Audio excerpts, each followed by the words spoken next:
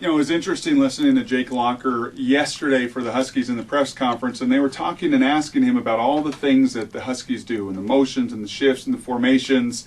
And he said, you know what, yeah, there's a lot of window dressing, but there are a lot of the same plays, just from different looks. And as you go back and you look at a play for the Seahawks, not the Huskies, but you look at Marshawn Lynch's early run, the play that he sprung down the sidelines, the best run yet as a Seahawk, what you'll find is pretty funny. From our last Chalk Talk, it's the same play. It's the same exact call, the end call, that Justin Forsett scored his touchdown on, but it's done with very different window dressing. You're not lining up in the shotgun. You're not giving the defense the same look. In fact, you're lining up in a formation that tells the defense, well, probably some quick pass. And it's not necessarily a zone run formation, but the Seahawks do it, and they get away with it, and they do it for a number of reasons. If you go back and you watch that Forsett touchdown, you're going to see me say, well, he got the right block, he got the right block, he got the right... There are like 6 guys that got to execute the right way to get that running back to the second level, and it's the same deal here. So this is actually a strong side, as it's called, and we used to call this 66T in the West Coast system. And it's from a tight alignment, and it's a strong side zone play. But as you see here, there's a couple critical elements to it and why they were able to spring Marshawn loose. Okay, number one, at the point of attack, you have Chris Spencer pancakes the nose tackle, just disintegrates him at the line. And actually, he and Stacey Andrews do a wonderful job, Andrews does, of getting up to, folding up to that linebacker and taking care of him. Sean Locklear, one of his better plays with Darnell Dockett, he washes him out of the way.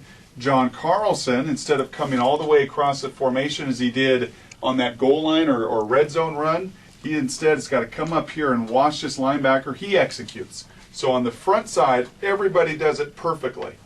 More importantly in this case is what goes on the back side.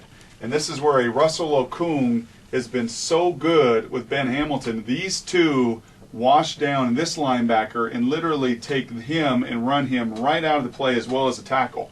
Those guys on the backside cut off, and much like Carlson did a great job in the red zone, Michael Robinson comes down, puts his helmet on the thigh pad of Joey Porter, and knocks him to the ground. So as you can naturally see here, all of the movement to the front side is working. They get Porter cut down on the back. A handoff to Lynch here. He pauses just enough, and just like Forsett did, he springs it loose to the weak side. And that's where my last little element is here. When you watch football, and when you watch these run plays, if you have it on DVR, go back. Because if you see a 25, a 30-yard run, more than likely, these wide receivers play a role. And this is Adrian Wilson. This is their monster. This is the unblocked guy. And the Seahawks do a good job, as does Mike Williams, of saying, you know what? I don't want him, Adrian Wilson, to make this tackle. So Mike Williams, instead of blocking this corner, who literally is 3 yards from the line of scrimmage, that's okay.